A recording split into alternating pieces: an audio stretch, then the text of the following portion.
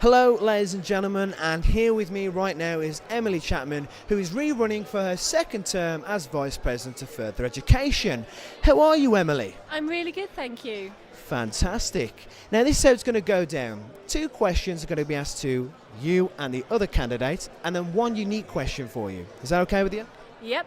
Fantastic. Right, so the first question is, what do you think NUS's priorities should be in the student movement? Okay, so I think there's a big one. For me, I'm going to talk about FE only because that is my passion. I'm the VP FE. So there needs to be FE union development. That is a major one for FE. We are 65% of the majority, and we are working in an organisation that has a backbone of a HE structure. So we need to kind of stop thinking one size fits all. I think a big one for us at the moment as well is fees and funding and student finance, maintenance grants in FE. I mean, we keep getting kicked in the teeth by government weekly at the moment. It needs to stop, so we need a massive campaign on fees and funding. Okay, good. And secondly, what is your plan to ensure that apprentices are represented in the current structures of NUS? Okay, so as we know, apprentices have been trying for a number of years now to get onto conference floor. They've been promised this and they've been promised that, and to be honest, for me, it's not good enough now. I was with the NSOA, the National Society of Apprentices, back in January when we were talking about this with them. I'm going to make sure that this commission is set up, which is one of actually the motions in UD 109 that is going to make this happen. If that goes through, I will personally make sure that commission is set up and we get them through in this year, because I'm not letting these apprentices down again, and we need to get them on conference floor. They're leading the way. We actually elected an apprentice as NUS Wales Deputy President 2 weeks ago. It's the first ever apprentice in NUS's 96-year history. They're leading the way in learner representation, so they need a voice and they need it now. Okay, great.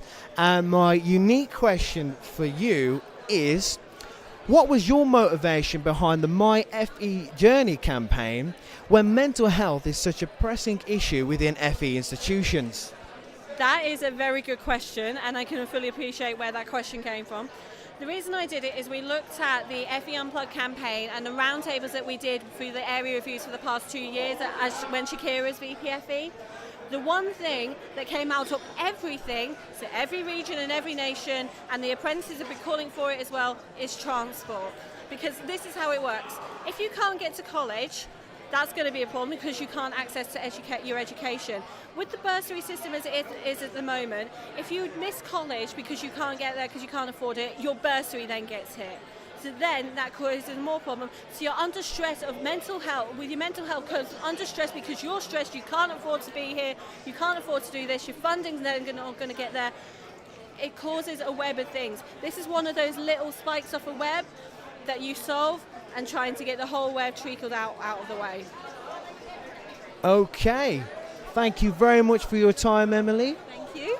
Thank you. And I hope that gave some insight into the candidate for Vice President of Further Education in the NUS this year. Stay tuned for more.